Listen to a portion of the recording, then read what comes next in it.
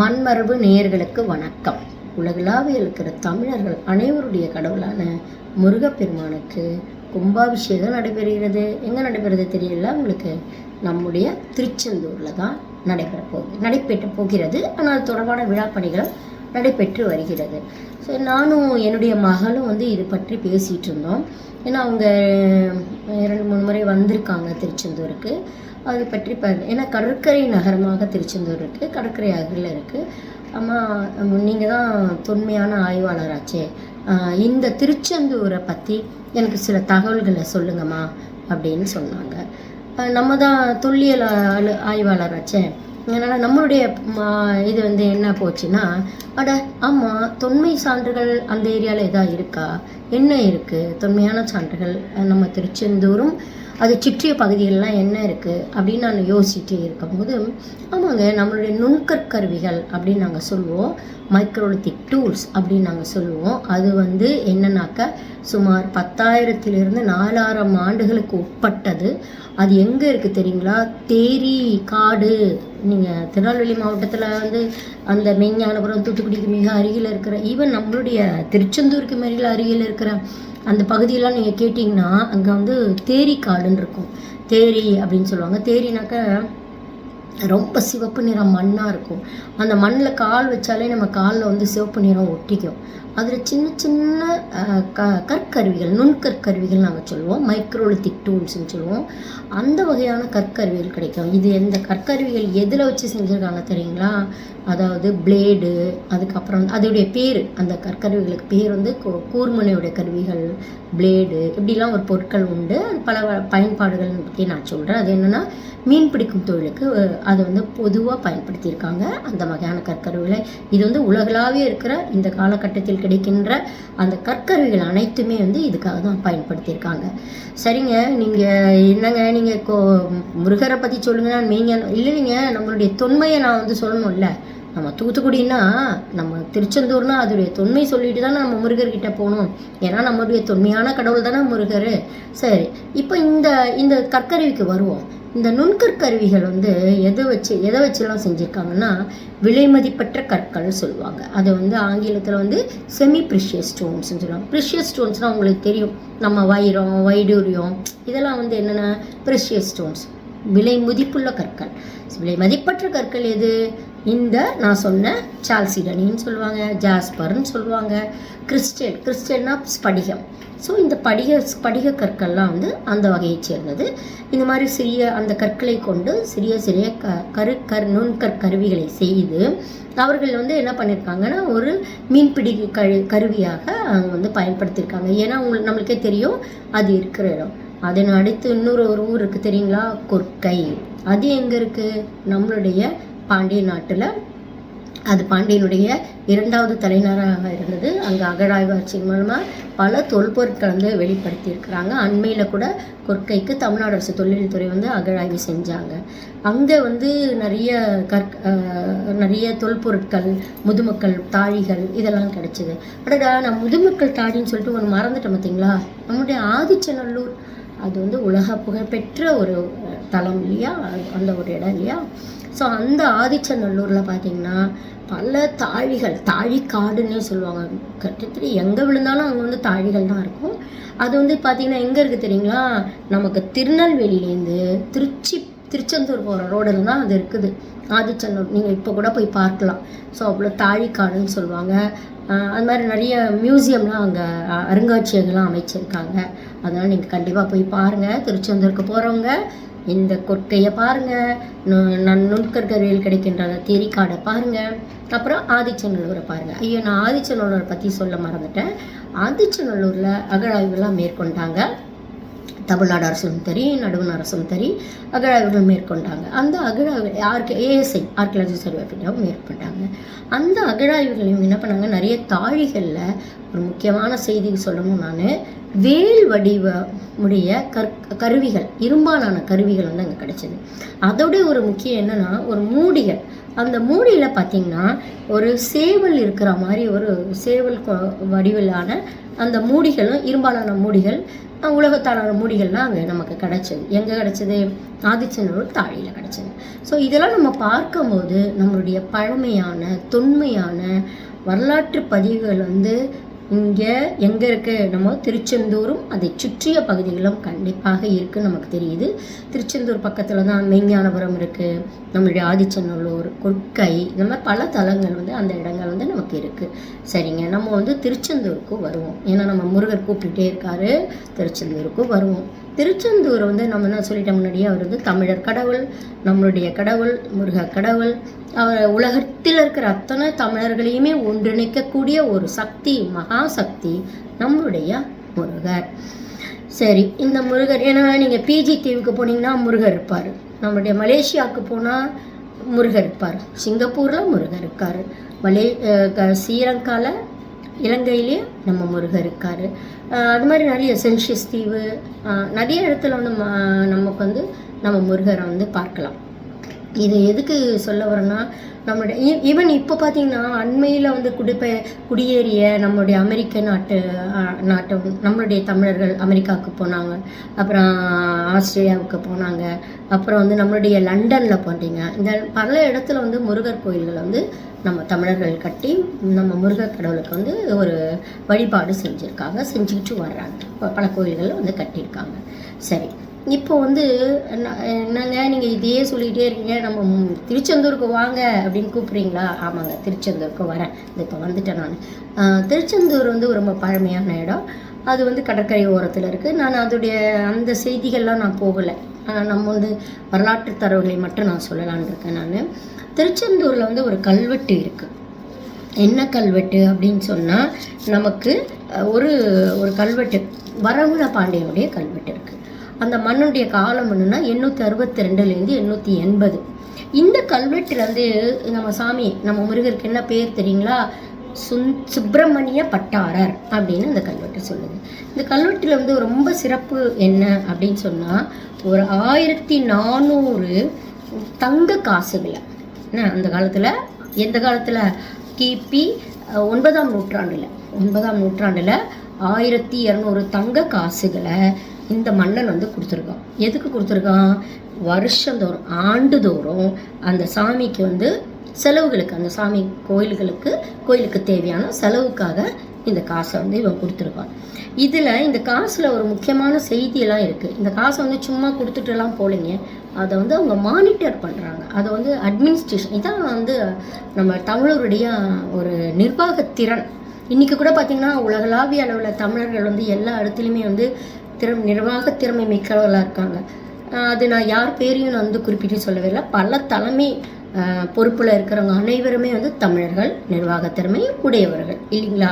உண்மைதானே? ஸோ அதனால் இப்போ என்ன ஆகுது, நம்மளுடைய இந்த நிர்வாகத்திறமையை புகழ்ந்தது போதும், நம்ம இதுக்கு வந்துடுவோம்.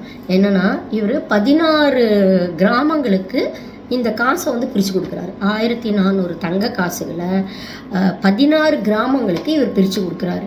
பிரித்து கொடுத்துட்டு அந்த கிராமத்தார்கள் வந்து என்ன செய்யணும்னா, 2 கலன் நெல்லினை வந்து வட்டியாக வழங்கணும். யாருக்கு? கோயிலுக்கு வழங்கணும்.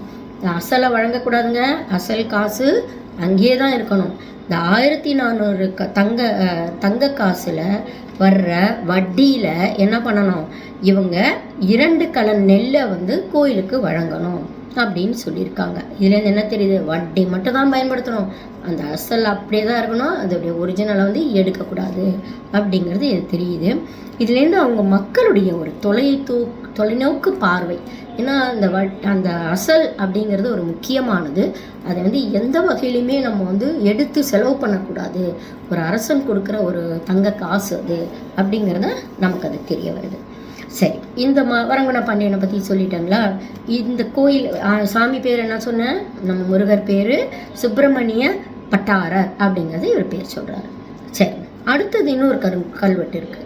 அது என்ன சொல்லுதுன்னா, கருங்குடி அப்படிங்கிற நாட்டில் அந்த நாடுக்கு பேர் கருங்குடி நாடு. இது வந்து என்னென்னா, நம்மளுடைய அந்த இது இருக்குது பாருங்கள், நம்மளுடைய அட்மினிஸ்ட்ரேஷன், பண்டைய அட்மினிஸ்ட்ரேஷன், அதாவது நிர்வாக திறமையில் என்ன வரும் அப்படின்னு சொன்னால், ஒரு காலத்துலேயும் இவங்க ஒரு ஒரு நிர்வாக பிரிவுகள் இருக்கும். அது வந்து இன்றைக்கி நமக்கு இருக்கிற நாட்டு பிரிவு என்னென்னா, இன்றைக்கி இருக்கிற வட்டம், மண்டலம், அது மாதிரி நிறைய நாட்டு பிரிவுகள் வரும். ஸோ இந்த நாட்டு பிரிவில் கருங்குடி நாடு அப்படிங்கிற ஒரு நாடு, இந்த இடத்துல பராக்கிரம பாண்டிய சதுர்வேதி மங்கலம் அப்படின்ற அந்த ஊரை சேர்ந்த மன்னன், ஒரு பிராமணன். அந்த பிராமணனுக்கு வந்து என்ன பண்ணுறாங்கன்னா 2 மா நிலம் வழங்குறாங்க. எங்கே வழங்குறாங்க அப்படின்னா, திருவழுதி வளநாட்டில் உள்ள மங்களக்குறிச்சி என்ற ஊரில் இருக்கிற 2 மா நிலம் வழங்குறாங்க. இதை நான் கொஞ்சம் உங்களுக்கு எக்ஸ்பிளைன் பண்ணுறேன். என்னென்னா, இது வந்து பராக்கிரம பாண்டிய சதுர்வேதி மங்கலம்ன்ற ஒரு ஊர், சரிங்களா? அந்த ஊரில் ஒரு பிராமணர் இருக்கார். அவருக்கு வந்து என்ன பண்ணுறாங்கன்னா, திருவழுதி வளநாடுன்னு ஒரு நாடு, திருவழுதி வளநாடுனா அது வந்து நம்ம என்ன சொல்லலாம்னாக்கா, ஒரு நதிகள் சேர்கிற ஒரு வளமைமிக்க ஒரு பகுதியாக இருக்கும். நீங்கள் தஞ்சை மாவட்டத்திலாம் பார்த்தீங்கன்னா நிறைய கல்வெட்டுகளை வளநாடுகள் தான் இருக்கும். ஸோ இந்த வளநாடு அப்படிங்கிறது இந்த பகுதி, இதை வந்து நமக்கு குறிக்கிடு. இந்த வளநாட்டில் என்ன அந்த ஊர் பேர் என்ன தெரியுங்களா? மங்களக்குறிச்சி அப்படிங்கிற ஊர். அந்த ஊரில் 2 மா நிலத்தை வந்து இந்த பிராமணனுக்கு வழங்குறாங்க அப்படின்ட்டு இந்த கல்வெட்டு செய்தி. இதில் ஒரு முக்கியமான ஒரு செய்தியை நான் உங்களுக்கு கண்டிப்பாக சொல்லணும் இந்த கல்வெட்டை பொறுத்த வரைக்கும். அப்படி என்னன்னா, இந்த திருச்செந்தூர் இந்த சாமி பேர் என்ன சொல்கிறாங்க தெரியுமா? இந்த கல்வெட்டில் சுப்பிரமணிய பிள்ளையார் அப்படின்னு சொல்கிறாங்க. சுப்பிரமணிய பிள்ளையார்னா நம்ம பிள்ளையார் இல்லை, இந்த இறைவன் பேர் வந்து பிள்ளை, அதாவது இறைவன் அப்படிங்கிற குறிப்பில் அவங்க சொல்கிறாங்க. இதில் இன்னொரு ரொம்ப முக்கியமான ஒரு தகவல் நான் உங்களுக்கு கண்டிப்பாக சொல்லணும். இங்கே வந்து நம்மளுக்கு எல்லாருக்குமே நக்கீரரை தெரியும் இல்லையா? நக்கீரர் யார்? அந்த சங்ககால புலவர்.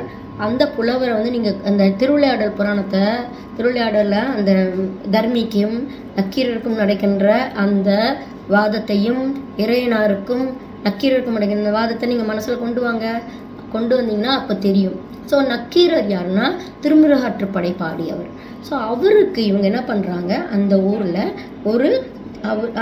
அப்போ அந்த ஊரில் நக்கீரருக்கு அப்படிங்கிறது ஒரு சிலையோ ஒரு பூஜை நடக்குது. ஒரு சிலை இருக்கோ இல்லைன்னா ஏதோ ஒன்று அவருக்காக ஒரு பூஜை நடக்குது. நக்கீரர் பேரால் ஒரு மேபி சிலை தான் இருக்கும், மோஸ்ட்லி பார்த்திங்கன்னா சிலை தான் இருக்கும். அப்போ நடக்குது. அதுக்கு வந்து என்ன செய்கிறாங்க தரனா, 630 கல்யாணராமன் பணம் அப்படிங்கிற ஒரு பணத்தை வழங்குறாங்க. அதுக்கு பேர் பாருங்கள், 630 கல்யாணராமன் பணம் அப்படின்ற ஒரு பணத்தை வழங்கி அவங்க என்ன பண்ணுறாங்க, அந்த பணத்தை வழங்குறாங்க.